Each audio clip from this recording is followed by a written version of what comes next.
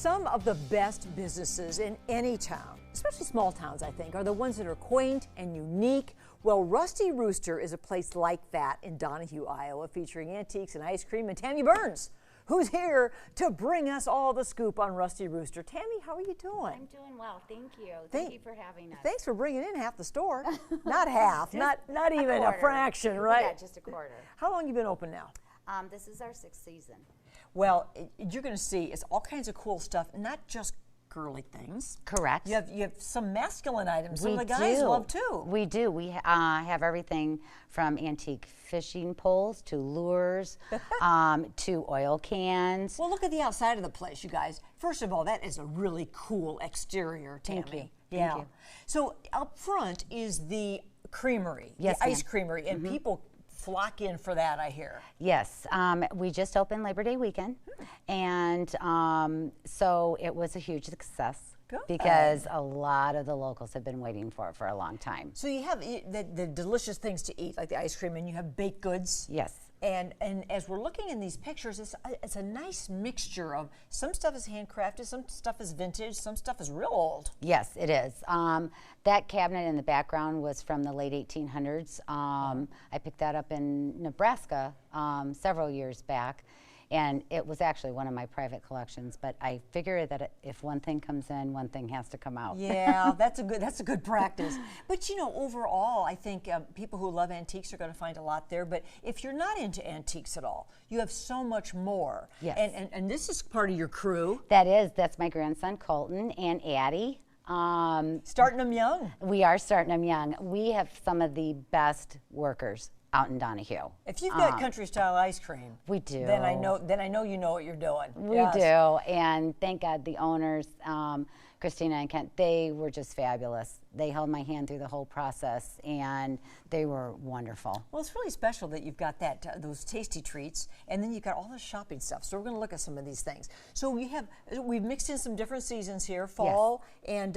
Maybe a little preview of what's to come after that. Oh, you mentioned the fishing lures and all of that. You got that too. Yes, we got the fishing lures and just a portion of the antique fishing reels. My brother Jay has an extensive collection of knives that he brings out a couple times a year, and so the guys really flock to the store for that. These old thermoses, I mean, this is, it's very trendy to own things like this now, isn't it? Yes, it is. The best clientele we have are the late 30s, early 40s, because they've been through the big box stores, furniture and products, and they just don't seem to hold up like the old original thermoses. You're right. There's nothing like those old things. Yeah, a real thermos for $5. For $5 right here. And you also have a great candle collection. You told me people love that. Yes. And your soaps. And these are local products in our area. Yes, and then one of the aunts makes our pies and jams, and also sticky buns when we can talk Aunt Michelle into it. People love these homemade. I mean, especially we were talking that not many people make pies anymore. Correct. And so if you can get a good homemade pie like this one, like a beautiful this is it Mama M's? Mama M's. Yeah. And so she also did these jams. These soaps are we're talking about goat stuff before. Yes. But this is in Jersey. Yeah. These are Jersey, and then you had just you have bottles. You have all kinds of soft goods as well, and pet supplies. We do. We carry. My niece makes the bows. One of the nurses. Isn't that cute? That my daughter works with makes the bags, and then we have the soaps and balm for pets for the wintertime coming up. We sell a lot of the balm for their paws. Oh, wowee. Yep. And when you're going to find, some of it looks rustic. I love the Donahue sign, by the way. Daughter. Yes, your daughter made that? Yes, she did. Do you do other towns? Yes, well, yeah, whatever town you'd like to have the zip code on. And then you brought this other beautiful table that's full of all kinds of things. You have scarves that have a special hidden compartment in them? My niece, Jenna, makes them, and she goes under Sew Jenna. Her sister, Jillian, also makes the Christmas ornaments, the glass Christmas ornaments.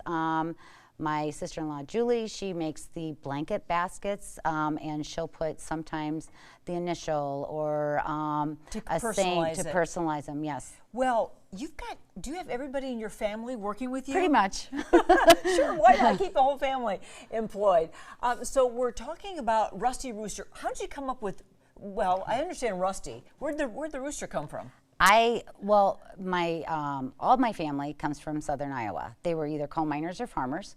And so I've always been around the farm implement and always around farm animals. And I love roosters and chickens. Yep. Roosters and so my mom and I were talking one day and trying to come up with something. And I said, well, I love rust and I love roosters. And so she says Rusty Rooster, and it stuck.